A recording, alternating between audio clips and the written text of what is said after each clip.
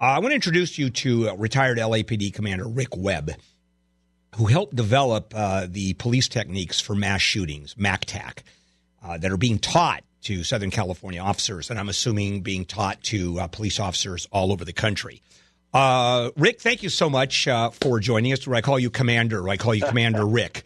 Just call me Rick. That's better. Fine. And you can call me Mr. Handel. I'm fine with that. No problem. I'm standing at attention. Excellent. Well said.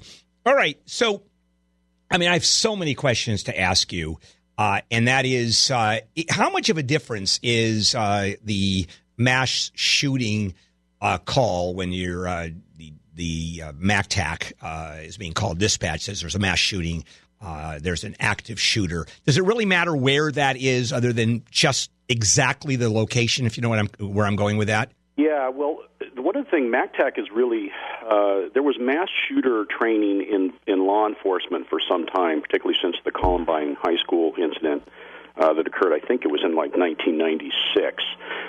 But what we looked at LAPD was what would happen in the event of a multiple location active shooter after the Mumbai attacks. But to answer your question directly, when you get the call of a mass shooter, active shooter incident, certainly a lot of law enforcement and first responder resources are going to be going there.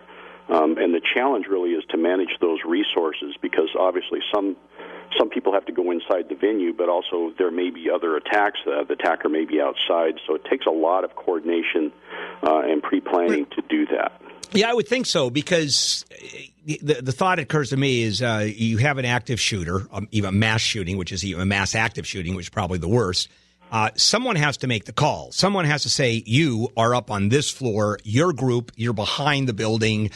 We have to set up the potential for medical, ambulance, et cetera. Who does all that, and how do all the agencies train together to do that?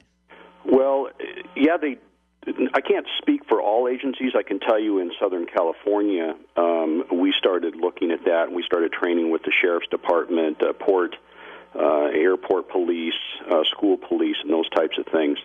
I can also tell you that I've done some training with the Las Vegas Metropolitan Police Department, and they did a spontaneous active shooter scenario when I was there, and they had multiple agencies as well.